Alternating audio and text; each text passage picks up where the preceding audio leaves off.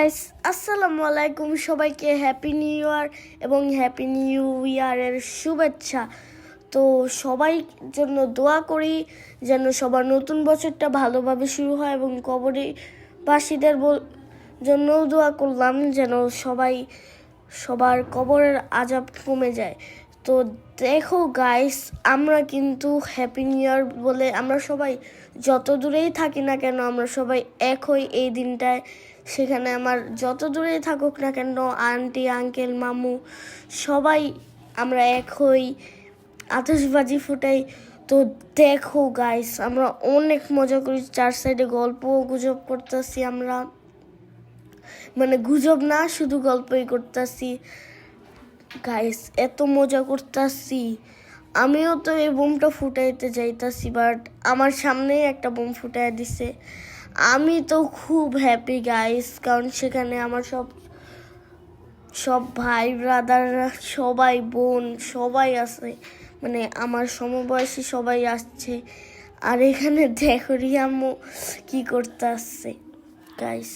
সেখানে এত মজা হইতাছে বলার বাহিরে। চার সাইডটা তোমরা দেখো, আকাশে কত কিছু। তো এখানে কিন্তু আমরা কিন্তু এই দিনটা একসাথে ডিনারও করি, সবাই একসাথে ডিনার করি, আবার ছাদের ভিতরে গাইস, এত মজা হয়। বাট শীতের দিন তো গাইস, অনেক ঠান্ডাও ছিল। ফার্স্টে এতটাও ঠান্ডা ছিল না, বাট পরে যে আমরা সবাই কাঁপতে শেষ হয়ে গেছি। তো দেখো, আমার সবচেয়ে পছন্দ হয়েছে এই জিনিসটা, বাট এটা এখন ফুটতেছে না। তো দেখো, রাসিফ মামাও একটা ফুটাই দিল, অন্য বিল্ডিংয়েও একটা ফুটতেছে।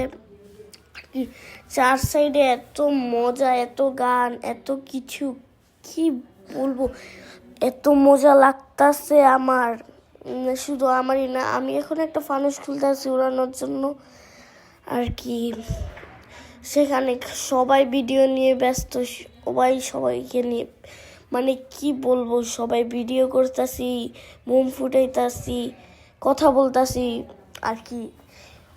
আমরা সবাই এক হইলে যা মজা হয় না গাইস। তারপর দেখো, আমি একটা কিন্তু আর কি, এটা রকেটের মতো একটা বোম, নামটা আমি জানি না। তো দেখো, এই জিনিসটা আমার সবচেয়ে ভালো লাগছে।